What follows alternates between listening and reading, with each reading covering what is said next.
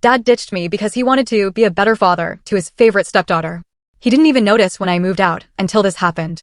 That's when Grandma went off on him in front of everyone. And yep, I've got all the updates. It still feels surreal, the day my dad chose his stepdaughter over me, his own flesh and blood. But what truly shocked him? He didn't even notice I was gone until my grandma absolutely ripped him apart. You know those moments when you're lying in a hospital bed, staring up at the blank white ceiling, wondering how your life got so messed up? Yeah, I was right in the middle of that. Maybe it was the pain meds kicking in, or maybe it was just the crushing reality that my father, the one person I thought would be there when I needed him most, had abandoned me for what felt like the millionth time. But it wasn't just the broken leg or the sterile hospital room that was bothering me. The thing is, I still couldn't believe I was lying there, helpless and alone, while my dad was off playing doting father to my stepsister, Stacy. Let me give you a bit of context.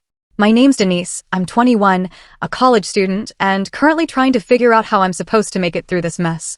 Just last week, I didn't even see the car coming when I crossed the street. One minute, I was walking home from class, and the next thing I knew, I was on the ground, my leg twisted in ways it absolutely should not be. It wasn't even my fault. Some idiot ran a red light, and now I'm stuck here, dealing with not just the physical pain, but everything else that's got me completely falling apart. After the accident, the first person I thought to call was my dad. I wasn't asking for much, just for him to come to the hospital, to be there for me, maybe give me some moral support since I was feeling pretty darn helpless. But when I called him, I got the same lousy excuse I'd been getting for ages now, about how he was ditching me for his favorite daughter, Stacy. He told me he couldn't come because he was leaving with Stacy the next day for some mental peace retreat he'd already paid half the money for. You'd think Stacy, being a full 23-year-old adult, would be fine on her own, right? But no, my dad said he'd promised her he'd accompany her, and she really needed him around. As for how his real daughter, who just broke her leg, was supposed to handle everything alone. Oh, I was just supposed to be fine on my own.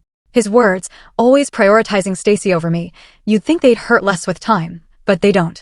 It's like every time I reach out, hoping that maybe this time, he'll prioritize me, he ends up choosing Stacy. The worst part? I really needed his help right then, not just emotionally, but financially. Hospital bills aren't exactly cheap, and as a college student, my savings aren't much to write home about.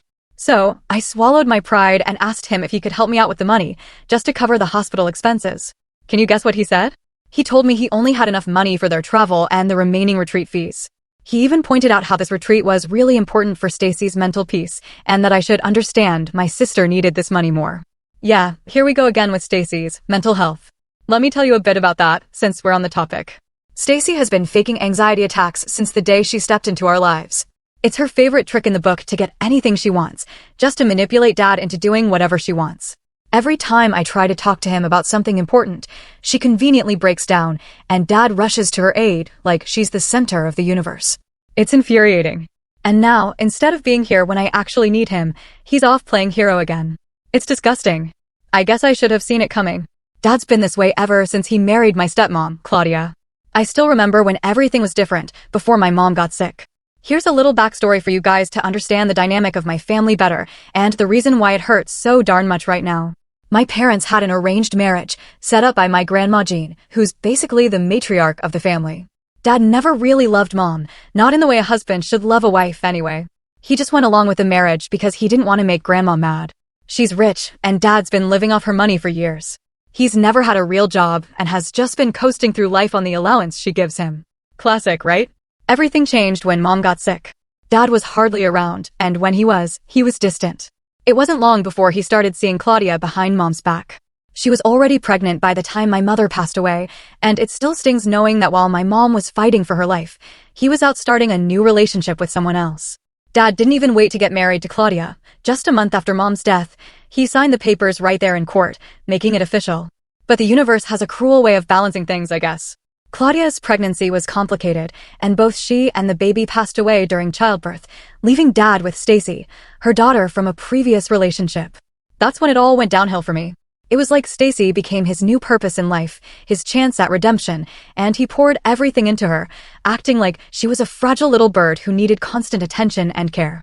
Meanwhile, I was left to fend for myself, like I didn't even exist in this world. Stacy also played the victim, crying about her anxiety when things didn't go her way, and Dad bought it every single time. I've tried to talk to him about it, but he shuts me down, saying I'm being too harsh and that I don't understand what Stacy's been through. The truth is, I don't care what she's been through. All I know is that ever since she came into our lives, I've been pushed to the side like a toy that nobody wants. Every time I try to speak up, Stacy finds a way to twist the situation, making herself look like the one who's suffering. Even Grandma Jean can't stand Stacy. She never approved of Dad marrying my stepmom in the first place, but when Mom died, she tolerated it for Dad's sake. But Grandma has never liked Stacy, mostly because she's not blood and sees right through her manipulation. Grandma tried to talk to Dad about it, just to remind him that I'm his real daughter, but he doesn't listen. He's too wrapped up playing savior to miss Stacy to notice how much she's hurting me. Now, lying here in this cold hospital bed, I can't help but feel utterly alone. My leg's in a cast, and I've got bills piling up. I can't even rely on my own father to be there for me. How did I get to this point? I try not to think about the accident too much, but it's hard not to. I've always been independent, always tried to handle things on my own, but this is different. I need help, and it sucks knowing that the one person who's supposed to be there for me isn't. I've got friends, sure, but they've got their own lives, their own problems. What's worse is knowing that my savings are going to run out soon. I've been paying for my college and living expenses on my own since I didn't want to rely on Dad's money, especially not when it comes from Grandma. But now, with hospital bills stacking up, I don't know how I'm going to manage. I've already used most of my savings to cover the initial cost, but I'm going to need more and fast. Guys, please, I don't know what to do. The hospital bills aren't going to go away, and neither is this feeling of being completely abandoned by the man who's supposed to have my back. My savings are dwindling, and if I don't figure out ways to pay for all this, I'm going to be in a lot more trouble than just a broken leg. I'm so lost. What should I do next? I could really use some suggestions right now, so maybe please drop a comment down below. That'd be cool. Hey guys, it's Denise, and I'm here again. So, it's been 5 days since my initial post, and I'm just happy to tell you that things have somewhat improved. I didn't think I'd be able to get through it on my own, but it turned out I didn't have to. After reading all your comments and suggestions, I decided to do something I hadn't initially considered. I asked my aunt for a bit of help. Yeah, I know, she's my dad's sister, and though we're not super close, I figured she might understand the situation better than anyone. When I reached out to her, I wasn't expecting much. My aunt is a no-nonsense type of woman, and I thought she would just give me a lecture about being independent or something. But to my surprise, she was actually willing to help. I explained everything to her, from the accident to how my dad ditched me for Stacy, and she immediately asked how much money I needed to cover the bill. I was so relieved. I didn't even expect her to be so open about it, but I should have known better. She was always more supportive than my father ever was. You know what I didn't expect, though? My grandmother stepping in. I thought my aunt would help me out, and that would be the end of it. But apparently, word got back to Grandma Jean, and when she found out what was going on, she was absolutely furious. She practically stormed into the hospital the next day, talking about how my dad was an embarrassment and how she wasn't going to let him get away with this. She immediately settled the bill without a second thought and told me to focus on my recovery, saying she would take care of the rest. I'm not going to lie, having my grandma come in and handle everything was a huge weight off my shoulders. I didn't even realize how much stress I had been carrying around until it was lifted. It's not just about the money, it's about finally feeling like someone in my family has my back. My dad may have chosen to run off with Stacy for some stupid reason, but at least my grandma still sees me as her granddaughter, someone worth fighting for. Right now, I'm focusing on my recovery. The physical pain is still there, but it's manageable. I'm trying to take things slow day by day. For the first time in a long time, I don't feel completely alone. Grandma has been coming to see me every day, bringing me food platters and making sure the nurses are on top of things. It's been comforting in a way I didn't expect. But there's a storm brewing. Grandma is angry. She hasn't said it outright, but I can see it in her eyes and the way she talks about my father. She's been muttering under her breath about how he's useless and how he's throwing his life away by catering to Stacy's whims. Honestly, I don't know what's going to happen when Dad gets back from the retreat. Grandma's the one who controls the family money, and I can't help but think she's going to take action. She's never liked Stacy or the way my dad has treated me since Claudia came into the picture. Now that Stacy's manipulation is affecting more than just me, it feels like Grandma has had enough. I'm not sure what comes next. Part of me is worried about the fallout when Dad returns and has to face Grandma's wrath, but another part of me feels a little hopeful, like maybe, just maybe, this is the wake-up call he needs. Maybe he'll realize how he's been neglecting me while chasing after Stacy's fake crises. Either way, I know one thing for certain. I'm not going to sit around and wait for him to change. I have my own life to focus on, and with Grandma and my aunt stepping in, I finally feel like I have a support system I can rely on. So for now, I'm just going to take it easy, focus on healing, and see how things unfold when my dad comes back. I'll keep you guys updated on whatever happens. Hey everyone, it's me again. It's been 2 weeks since my last update, and a lot has happened, though not in the way I expected. After everything that went down, I knew I couldn't stay at my dad's house anymore. Not that he ever even noticed I was gone. It wasn't like I was waiting for him to come back from that ridiculous retreat with Stacy and suddenly care about what's going on in my life. So when Grandma suggested I move in with her, I didn't hesitate. The day I was discharged from the hospital, Grandma came to pick me up. She didn't just take me home, though. She had already arranged for my stuff to be picked up and moved back to her place while I was still recovering in the hospital. I didn't even have to lift a finger. It was like she had planned it all out, knowing full well that my father wouldn't bother checking in on me. And you know what? He hasn't. It's been a full week since he and Stacy got back from the retreat, and I haven't received so much as a text asking where I am or how I'm doing. It's like I've disappeared from his life completely, and he doesn't even care. I'll admit, at first it hurt. I guess a part of me was still holding on to some hope that maybe, just maybe, when he got back and found out I wasn't at home, he would start to worry. But as the days passed, it became pretty evident that I was wrong. He's so wrapped up in Stacy and her endless mental crises that he hasn't even noticed I'm gone. Honestly, I'm starting to feel more indifferent about it. What does it say about him as a father if he can't be bothered to notice that his own daughter is no longer living under his roof? As for Grandma, her rage has only gotten worse. She's been holding back, probably for my sake, but I can sense it clearly in the way she talks about my father and how she didn't raise him to be such a useless man. She's been muttering things about how he's lost his marbles and how Stacy has him completely under her thumb. I can't blame her. I mean, how could I when I feel the exact same way? But Grandma is not the type to let things slide. She's planning to confront my father, and I know it's not going to be pretty. Living with Grandma has been different, in a very good way.